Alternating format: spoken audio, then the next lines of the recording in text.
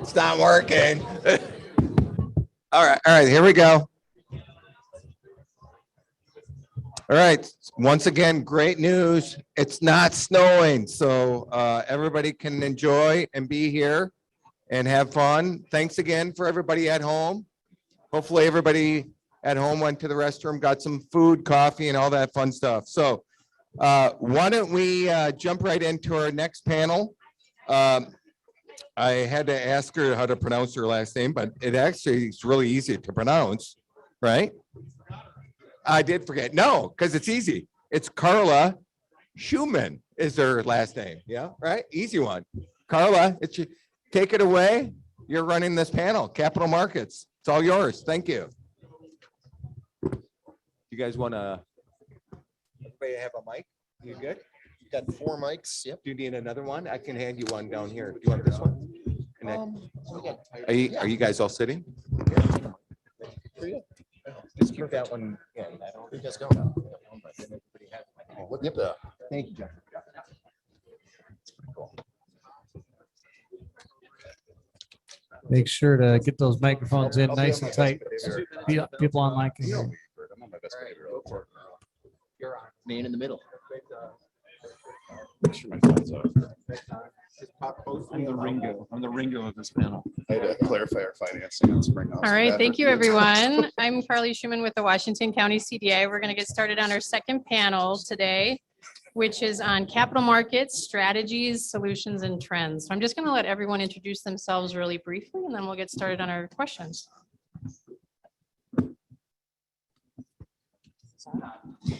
Hi, I'm Sarah Larson. I'm with the Landon Group. We're an affordable housing development consultant. So we work with folks and developers so that they can create successful developments that are aligned with their mission and goals.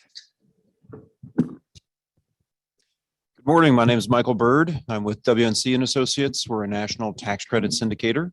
We also have an office right here in beautiful St. Paul, Minnesota. We've closed probably over 100 tax credit transactions throughout the state of Minnesota over the years, and happy to be here this morning.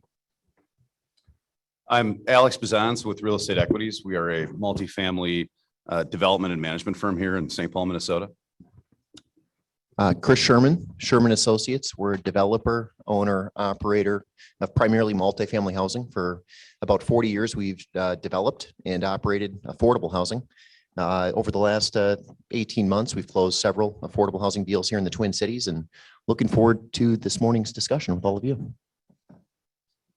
Thank you. Well, to start things off, I just wanted to get your perspective, each one of you. What lingering impacts related to risk due to the pandemic are you seeing impacting debt and equity underwriting, and how are you factoring that into your 22 proposals? I want to start us off. Oh, really? Oh, there's an actual schedule. There's a schedule. You're on it. Whew. Good to know. So I would say on the equity side, equity investors are primarily focused on the safety of the residents in the buildings and the people building the buildings. We've definitely seen investors want additional protections included. Anytime you've got tenant in place rehab in order to protect folks from COVID. And that's obviously, if you've got an tenant in place rehab where you have to move people out in order to do the rehab, it's really going to just add time to your timeline. And so we've seen investors kind of dig their heels in on that. It's very important to them that people be protected throughout the process of rehabbing these properties. So that's one impact. Obviously, we've also seen construction slowdowns, material availability, labor availability, and sometimes just outright projects getting closed down for 2 to 3 weeks if there is an incidence of COVID on a project. So those slowdowns necessarily affect the return to the lenders and the investors. So we've had to kind of manage around that and figure out ways to continue to have deals move forward, even though timelines have been stretched and impacted by the COVID stuff. Who's next on the schedule? You knew I was first. I just knew you were Oh. first, yeah. Fair enough. Yeah, I knew to make you go first, but, I'll just say briefly, what we're allowing for is longer construction periods, slightly longer, not overly longer, a couple months. We, of course, are assuming higher construction pricing by quite a bit. And we're doing a little bit of, there's not significant underwriting changes. We are assuming higher vacancy rates. Some lenders are wanting to see 7% as opposed to 5%. And let's see, we've also, there's been lower pricing. So we are assuming a lower equity pricing and higher interest rates. And I think most significant, what we're seeing is maybe slower timeframes, from some of the public funders in their closing timeframes. So we're allowing longer times between award of funding and closing.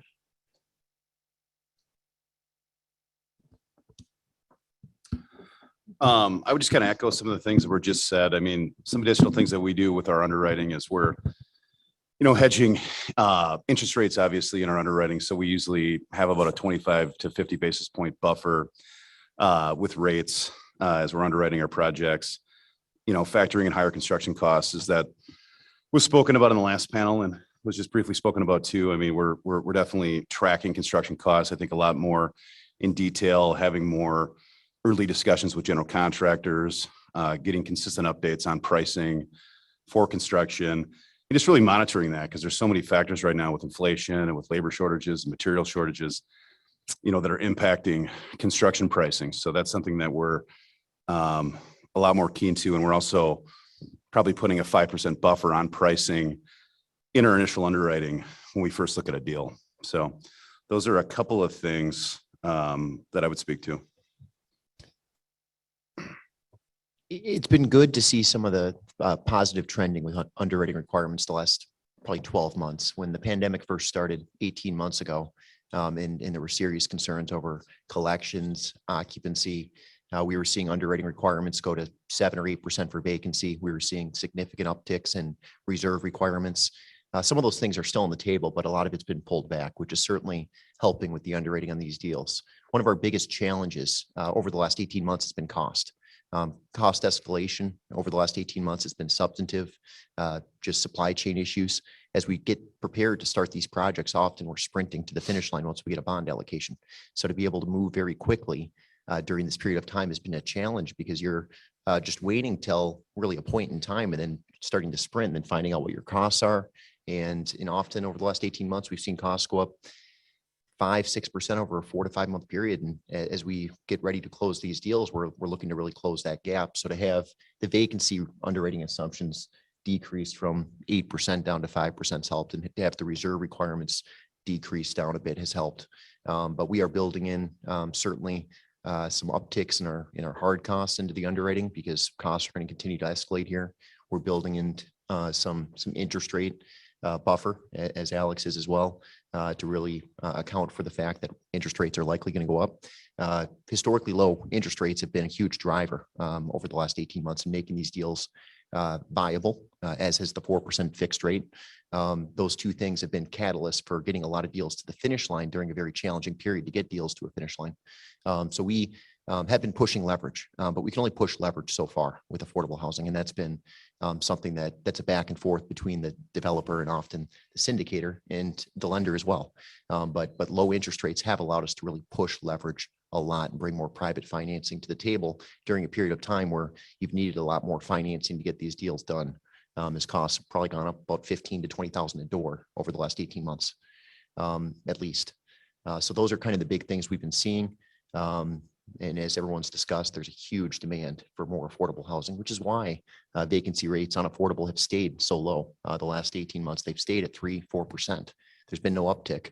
Collections have been a challenge, but collections are working their way through the system now. It's taken a long time, but the funds that have come through from the federal government to the state, we are now seeing those funds come through, and that's been helping catch people up that are 12 to 18 months behind. And that's in turn allowing us to once again underwrite to higher collection, higher rental collection, and allow us to get some of these deals closed. Great. You mentioned some rising costs, and that brings us to, the amount of debt that we can carry on these deals. And so let's talk a little bit about some of the debt options, the primary ones being HUD, Fannie, Freddie, and then private placement loans.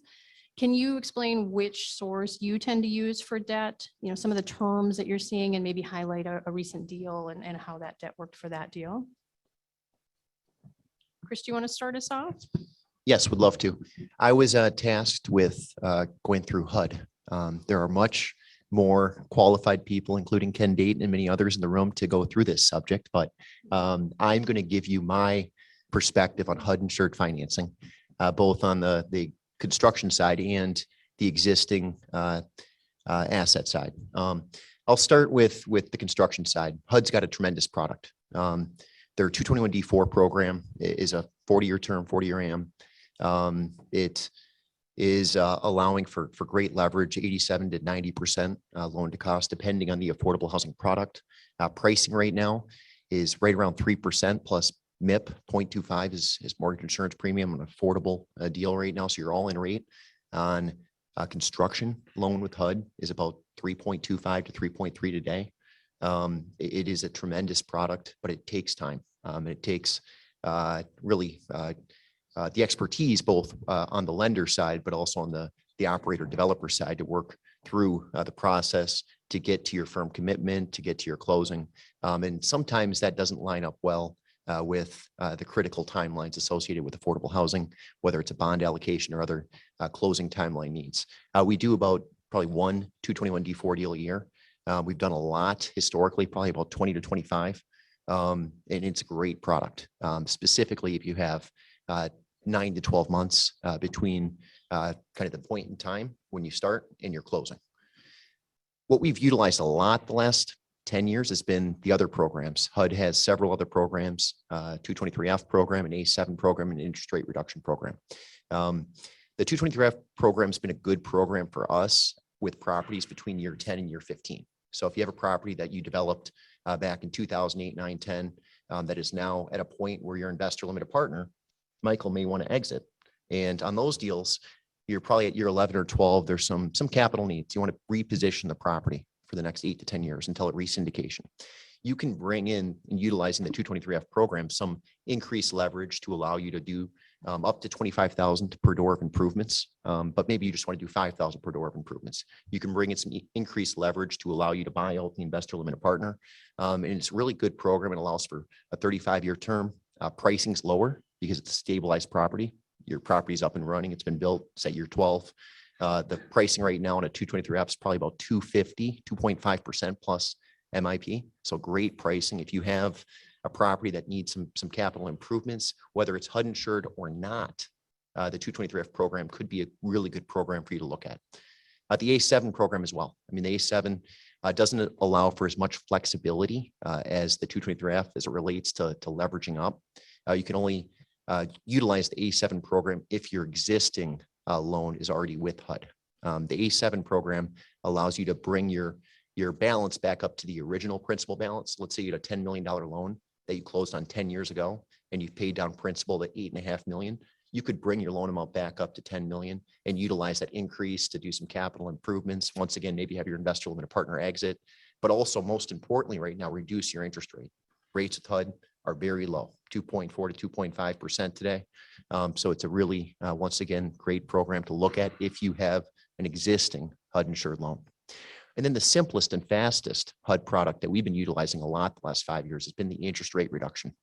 The interest rate reduction is great, specifically if you have many layers of subordinate debt, as a lot of these projects have.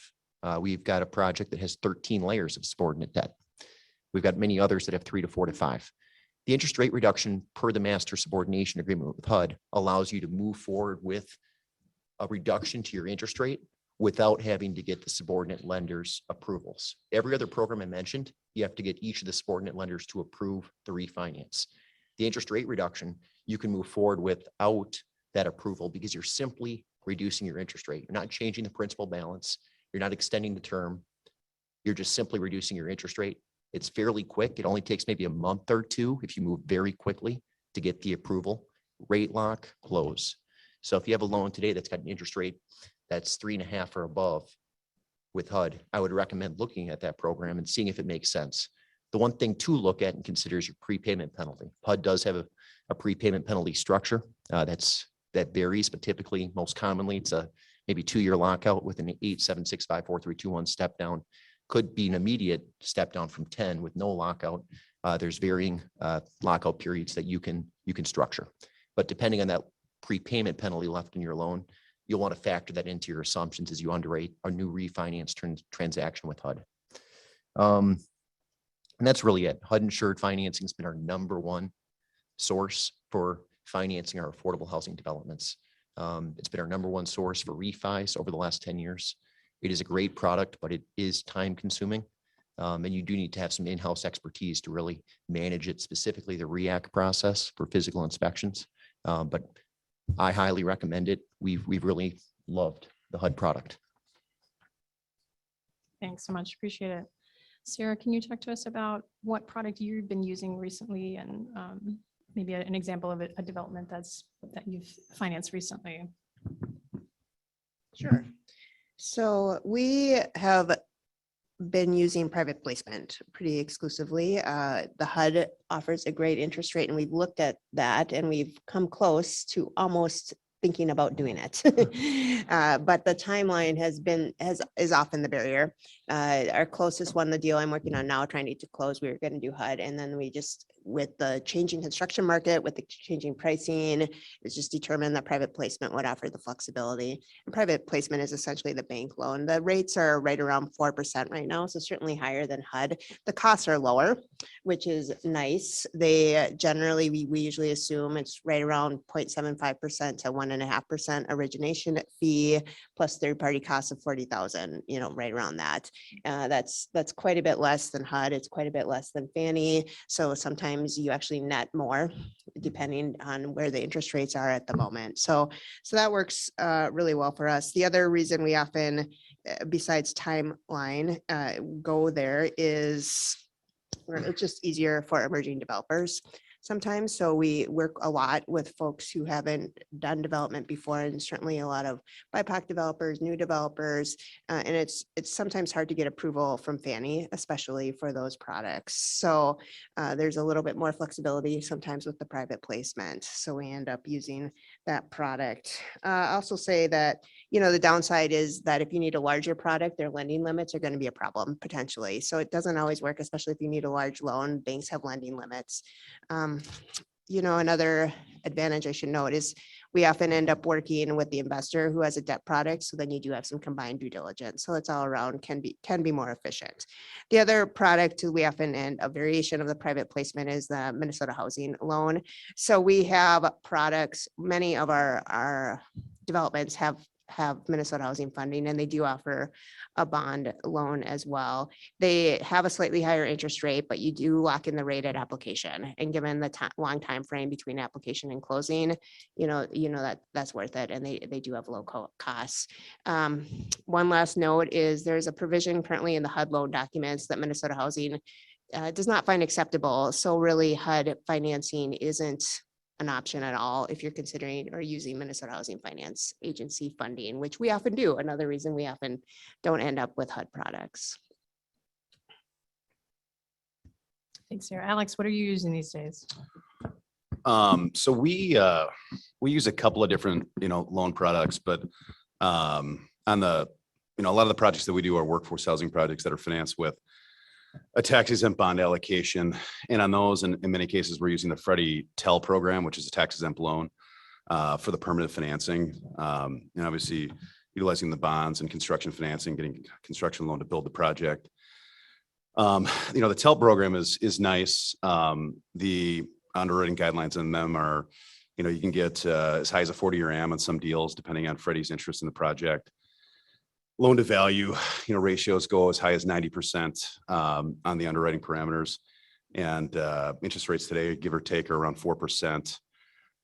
So the Freddie TEL has been a good execution that we've used. We've also done some projects recently with Citibank, and actually Mr. Bird here on the tax credit side, where Citi has kind of a warehouse program that almost mirrors the Freddie TEL program to some degree.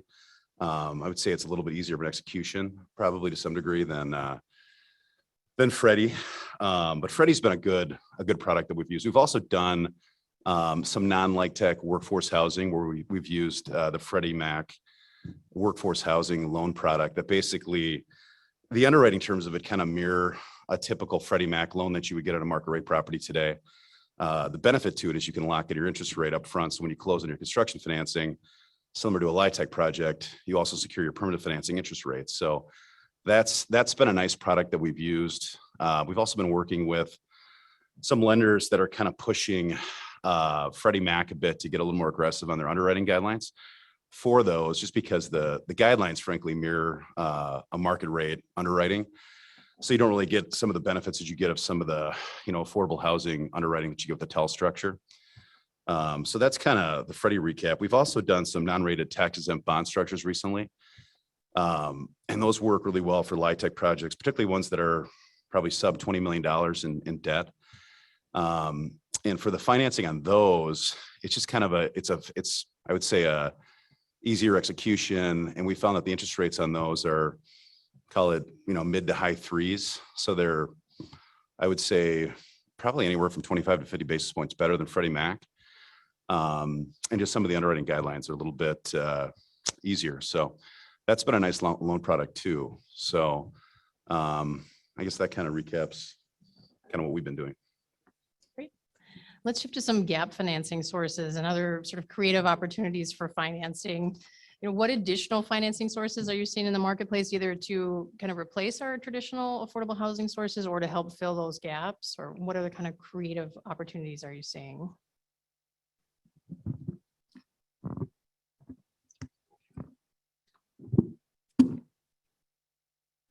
Well, I don't know if creative is the word, if more persistent is the word, or willingness to, how willing are you to take punishment? I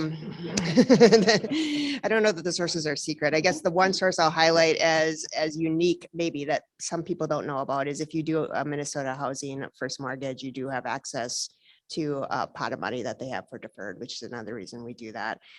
We almost always need to combine deferred money with our debts. Most of the deals need to include supportive housing that serves homelessness. It's just not possible to finance that without some level of deferred funding. I think, it really depends. Given the scarcity of 9% financing, more and more of those deals are relying on 4% credits, which means you need a high level of deferred financing. So, a recent deal we're closing up now is almost done with construction, probably is a record. I counted, we have 20 deferred sources, or 20 sources total, which is our record. So I think that's all of them that I could come up with that again, none of them are secret. So we have sales tax rebates, energy rebates, Minneapolis Trust Fund, Federal Home Loan Bank, Met Council LCDA, Met Council TBRA, Hennepin County ERF, and AHIF, and TOD, Met Council LCDA, MHFA, the seller note, a second loan, a deferred fee, grant capital from the Shakopee community, deferred fee, and we have TIF. So that's 20. So that's more than, yeah, right. Yeah. That was the worst closing ever. So it's not, I would not recommend that if you can avoid it. So usually we try for less. The more typical sources would be the county and city and Minnesota housing. So, realistically, you're going to need this. And realistically, I tell clients, it's the funder's prerogative to give away money in the way that meets their goals and for them to set their goals. And it's your prerogative to set your business model and determine if you can live with, if you have an alignment there. And what we try and do is figure out where that overlap is. Realistically, in this environment right now, to get the deferred sources, you are going to need to do deeply affordable housing and have a commitment of rental subsidy. And you're going to need to have a set aside at least a percentage for supportive housing. So that works for some folks. It does increase the need for deferred financing. But those are the overlapping themes for all the sources. Again, city, county, MHFA are the more common sources. Federal Home Loan Bank is more niche. We don't use that very often. Truthfully, they really favor smaller developments, not even at a level that can support tax credit financing. They prioritize native housing, which is important, but not, of course, all developments don't have that. So there isn't really any special financing that I'm aware of to offset the energy improvements. It's a requirement and incentive by funders. I don't have access to special money for that necessarily, except the energy tax rebate, which is generally pretty small. And the sales tax rebates, the problem is that's for nonprofits only. So that's what we use. No problem.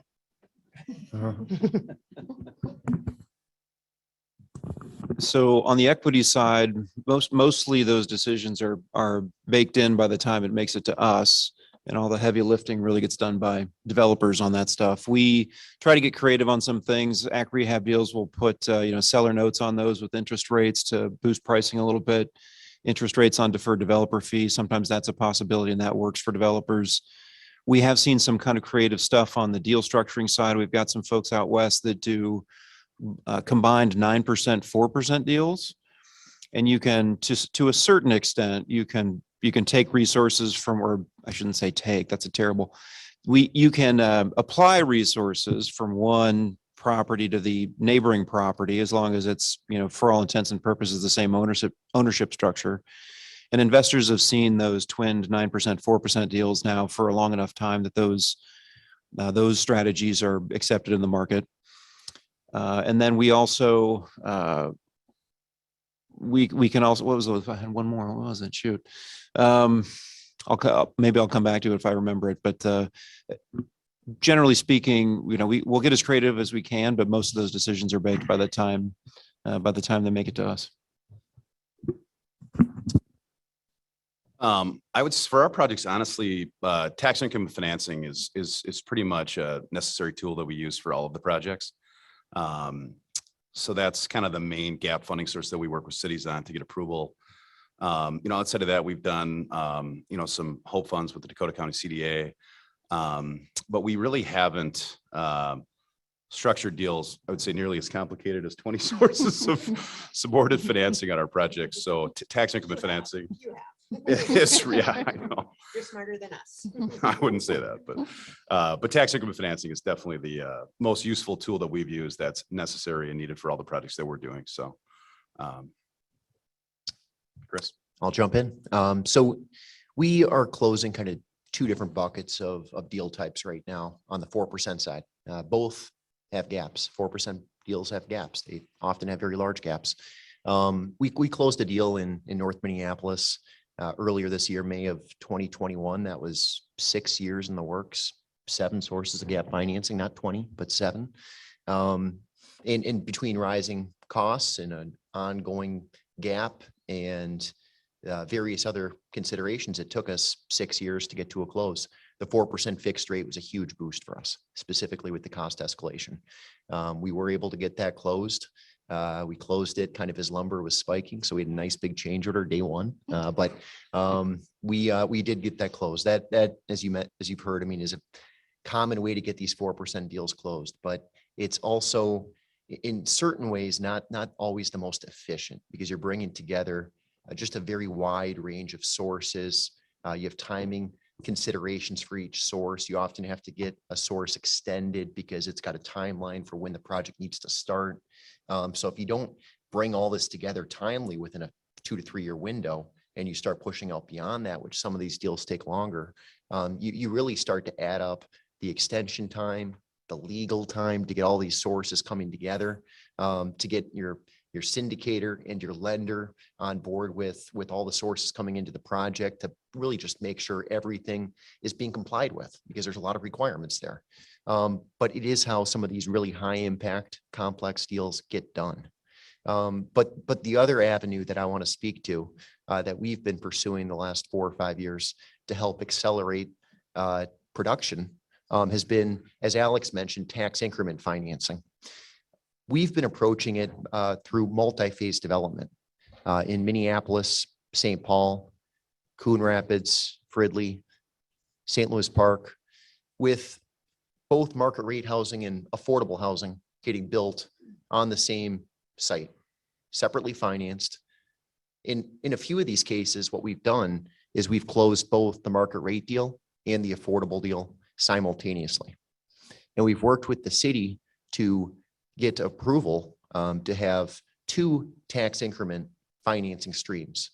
The typical one for affordable is what the affordable deal generates. It's the incremental value increase. And a lot of cities are willing to go up to 25 years and do 90% of the tax increment, which generates about $25,000 a door of tax increment financing for your affordable housing project.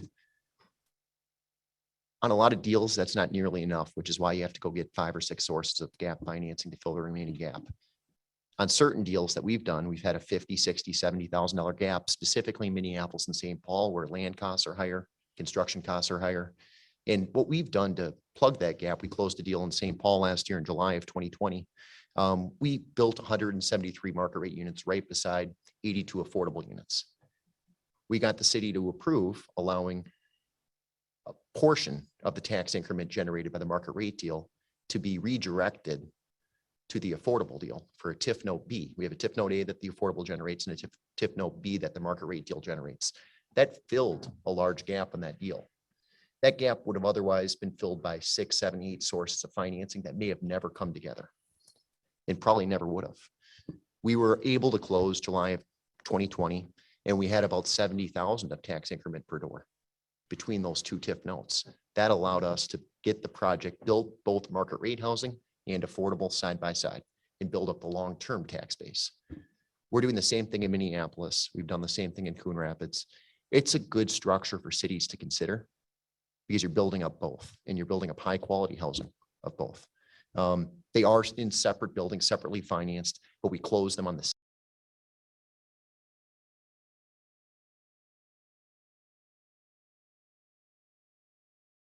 The money's not there, so we're all sitting, waiting to close and keeping our fingers crossed.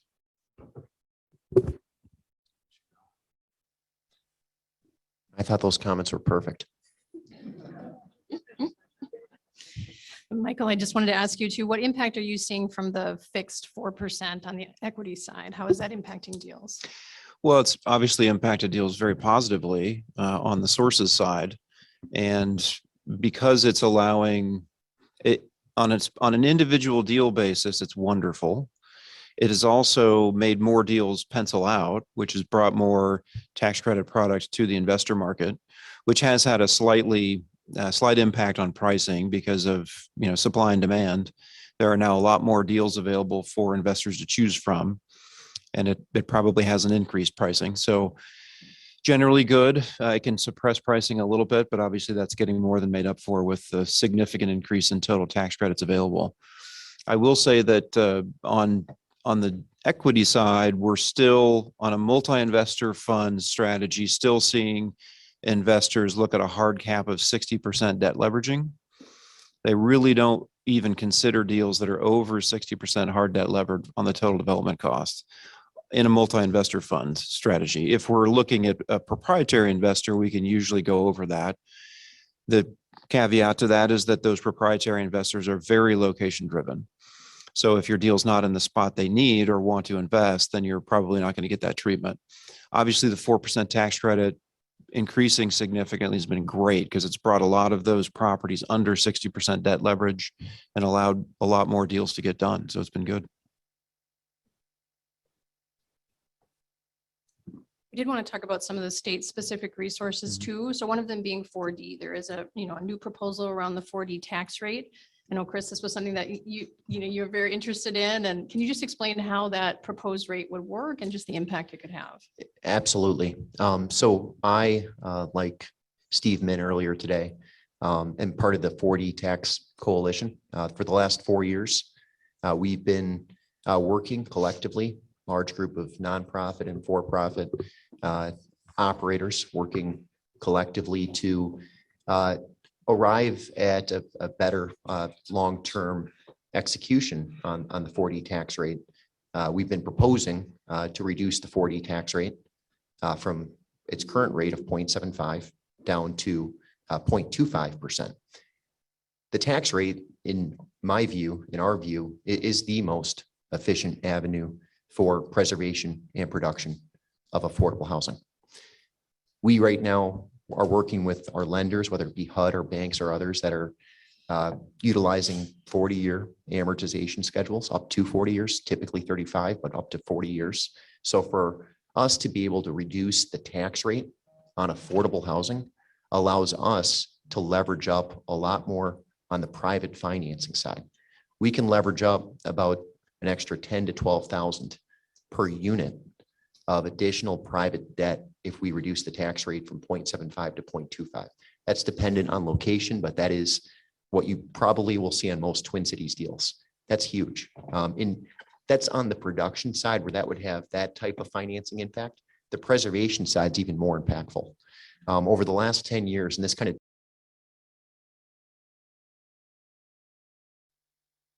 reduced the tax rate from 0.75 to 0.25, which broadly has a very nominal impact on the broader tax base. It has an impact which needs to be considered.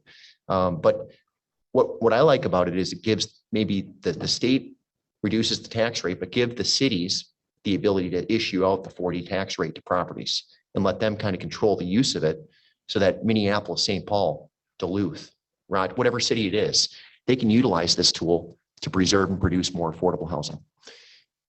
That's one big thing on the state agenda this year. The other big thing on the state agenda this year is the state historic tax credit, which has been a tool in Minnesota for the last 12 years that's been utilized to convert and rehab existing historic buildings.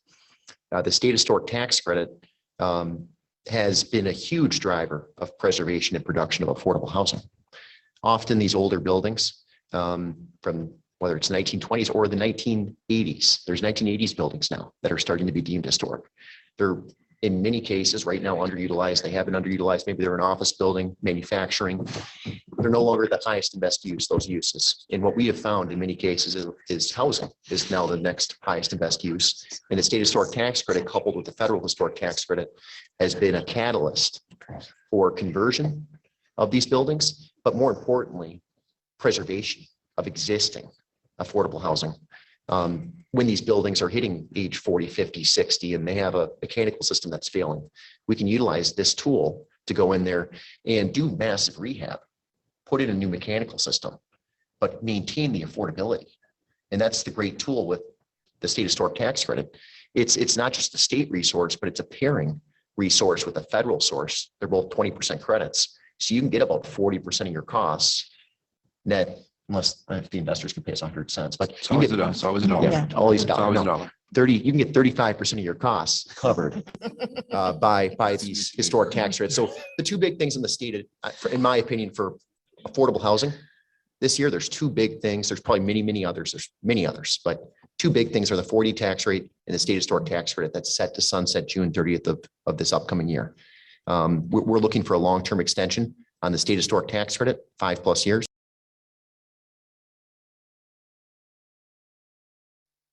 There were previously scoring criteria that will really penalize developments that were located in certain parts of town that had lower incomes or had a high percentage of BIPOC people. And primarily when we work with BIPOC developers, that is who they want to serve. They want to serve their own community. So it was challenging to get MHFA funding. So a change in the QAP has helped that. There's now even some priority points for having a more diverse development team. So that's the good thing. I mean, the challenges are there's still limited pre-development financing. And the reality is to do supportive housing, to do affordable housing, it's a long time frame. It costs a lot of money and you need to have some deep pockets to do that. And there aren't a lot of pre-development sources of funding. There's permanent sources, but those come pretty late in the game. I'd say not everyone has changed their scoring criteria. So I mentioned, we just talked about the development I worked with 20 funding sources.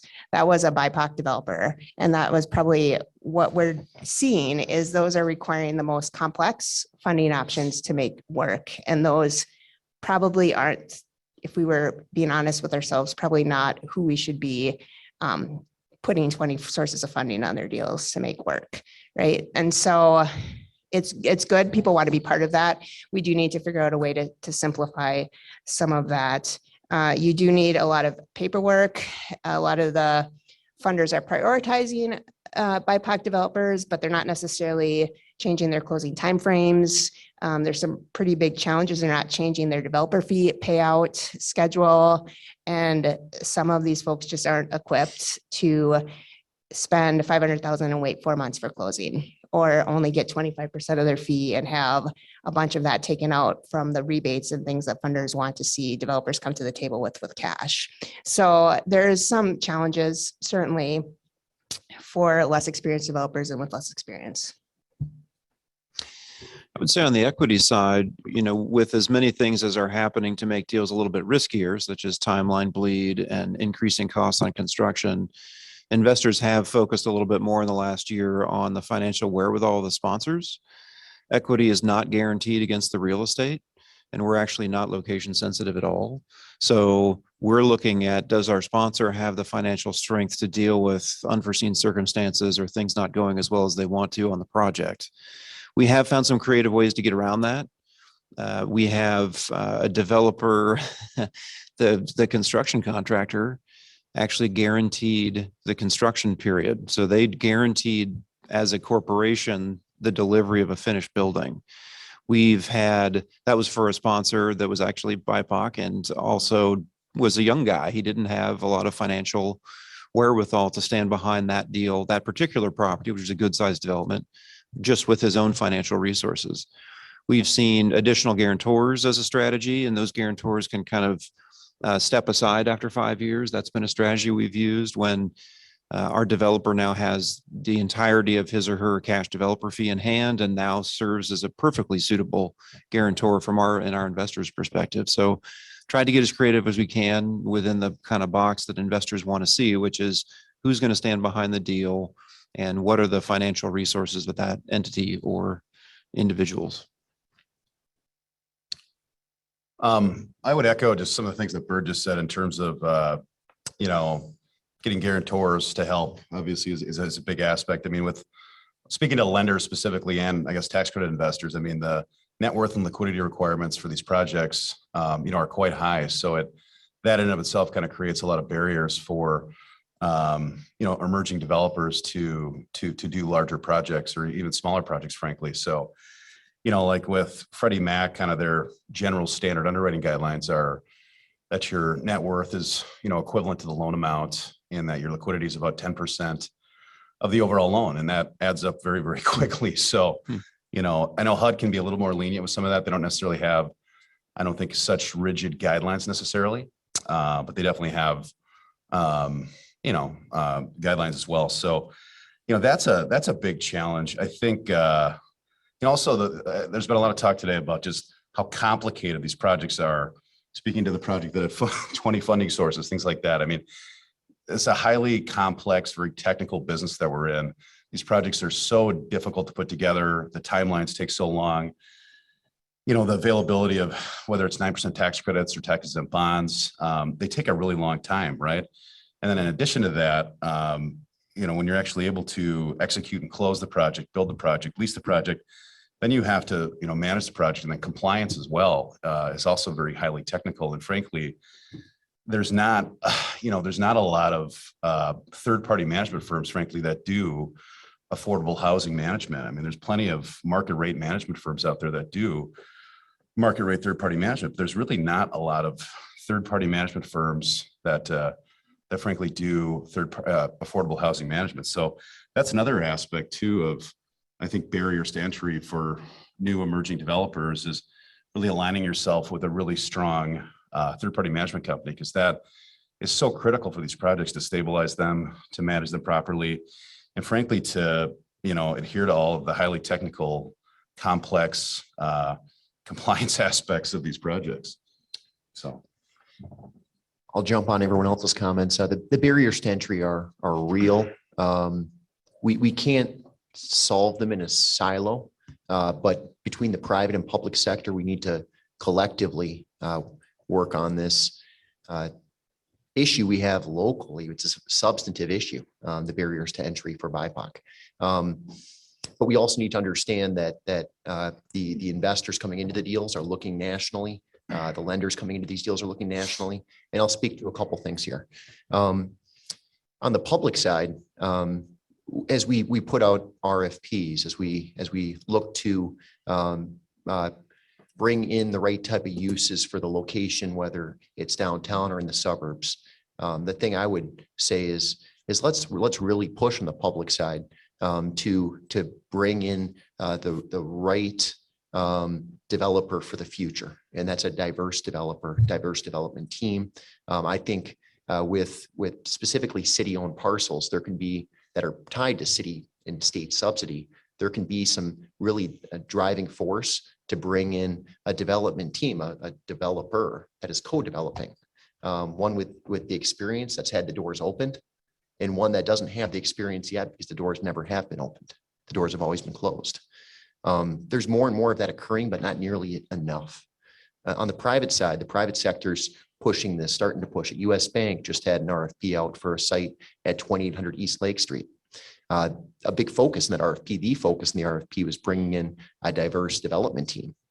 That was achieved. They're donating the site for $1 to a group that is achieving that goal, and really providing that racial equity for that project, that opportunity. On the public side, that project will need a lot of public support, public financing. On the private side, you got a really big corporation that's doing good. We need a lot more of that. And you need, unfortunately, but it is matter of fact, you need to really open up the door in the complex world of affordable housing due to the many requirements that come in from the investor side, which just are matter of fact. We can't force them out of Minnesota. They're going to be in Minnesota because they're in every state around the country.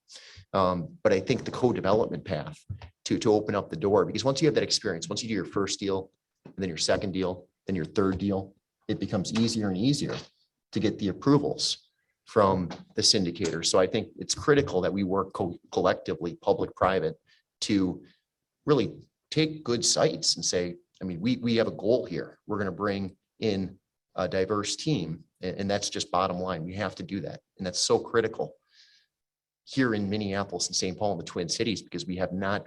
We've generally done a terrible job historically compared to many other spots in the country, and now's the time to really step forward. And I think we can do a lot of really good things in the coming years. We are actively working on this on our end, and hopeful that we can close a couple projects in the next few years with that structure. So this is a really important subject. I'll just say that I'll say that I agree with that. I will say that I think we, as an industry, we need to be challenging funders and public funders to take more risk. You know what? I think I recently went whitewater rafting for the first time this summer. And what I learned that I always told clients that, you know, there's room for one person that doesn't paddle, you know, and you've taken that seat, and the rest of us, please don't invite anyone else in this boat that does not know, because otherwise we'll for sure tip. But when I went whitewater rafting this summer, what I learned is actually half the boat doesn't need to paddle. In fact, I didn't paddle, and I took the driest spot, you know, because I made sure of that. Right. And that made me realize, you know, the reason when we start these deals, the reality is we only have one spot left for people who don't know how to paddle the boat. And so, you know, as a public, we have to be okay with public funders taking risk, maybe putting money out early and not getting it back. I mean, I can see the headlines of that, and public funders need to start doing that to really actually make a meaningful impact on our diversity of our developer team, because simply trying to partner or simply, you know, taking on small deals, that's going to be pretty small changes. So until the developer fees start coming in early, until the pre-development fees are available early, until, you know, the closing timeframes are closed, until that equity is advanced, you know, before close, we're going to have barriers. And I'll say from an investor perspective, in the last 10 years, I've turned away one deal with a brand new developer that had never done LIHTC. And that was because the deal wasn't ready. It wasn't because I had any issue with the sponsor. And we've done, in the past 5 years, I can think of half a dozen first-time LIHTC developers that we've syndicated deals with. And it really comes down, if you've got somebody that's never done a LIHTC deal, the first thing you're going to look at is who have they selected to be a part of their team. As everybody's favorite football coach, Bo Schembechler, liked to say, the team, the team, the team. And if they've hired the best attorneys in town, if they've hired the best consultants in town, if they've hired the best contractor that has a depth of experience with LIHTC deals specifically, it tells you not only do you have the right team to move the deal forward, it also tells you the sponsor knows what they're doing. and they know what they don't know, and they know who to reach out to get the best possible team members on board to get the deal done. So that's crucial. If I'm looking at a first-time developer, who have they partnered with? That's the first thing I'm going to think about and focus on when I'm talking to that developer. Thanks. I really appreciate that perspective and kind of those thoughts and how we can move the needle forward on that issue. You know, we have about 3 minutes left. So if there are some questions, I think we have time for a question or two. It looks like there's one back here. I think the guys up here have a mic for you. Is it this mic? Yeah, sure. It's this mic right here. Sure. Yeah, that's the one. We can share. There you go. It's gonna be a question for you anyway. It's gonna be I agree with everything you said. Hi, I'm Stephanie. I'm from a suburb. And no, I say We that. know which suburb. Well, I'm actually, I have it, my lanyard on, so I'm proud of that. But I say that generically because I agree with what Chris said and what all you said. What I need guidance on in order to diversify the developer pool is there's the Supreme Court decision called Crossan that says that cities, unless you do a disparity study within your own city, cannot give preferential treatment to developers or anyone of color, which is why we can't have WBE and MBE and all these other things in our hiring goals or our contracts with contractors to say that they can have goals because there's a Supreme Court decision. And so we're kind of in a jam. We would like to create programs that help with the emerging developers. We would like to attract, we would like to put in goals to help with this situation, but we've been advised that we are legally forbidden to do so. So unless I'm told otherwise, I would like to know how people are getting around that. So Stephanie, I recall I sat with you and I thought we had an agreement that you were not going to ask a hard question. Okay, yeah, okay. Still didn't keep the agreement regardless. Get a contract. Yeah, that's right. And I mean, Stephanie, I think that could be something that as a group, maybe we all have these kind of conversations of, look, we're hitting this barrier with city funds.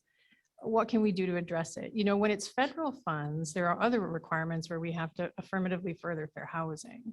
You know, so I think when there's other funding sources, that's one way that we can address it, to make sure that we've got other funding sources that really require us to look at that equity lens.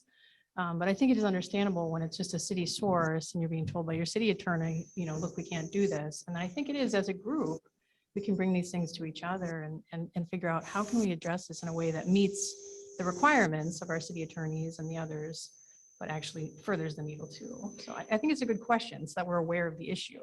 Yeah, and I don't think it's what I guess I would challenge cities isn't so much a preference, but what barriers have you put in place, right? And so the emerging developers we work with and BIPOC developers, there might be a preference in points and then some funding pools there are, and that might help them, but that doesn't mean their barriers aren't gone or that they can succeed, right? So the question city source of funding is often what we use. You know, what are the application fees for that? When do you release funds? What percentage of developer fee you put in place? And the point of my RAF story was that you have all those things to mitigate your city's risk, and that makes sense. But you're putting the risk on the developer, right? And so why the barriers to entry are so high is to overcome that risk as a developer, you need substantial wealth and you need substantial access to cash.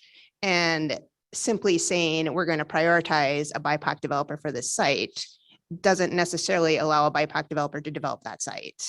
So what parameters do you have in your program that are also adding barriers, and can you remove those? And I would think you could legally.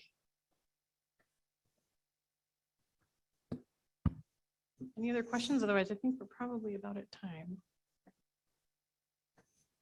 All right, well, thank you all. I really appreciate the conversation today. Thank you. Thank you. Thanks. Appreciate it.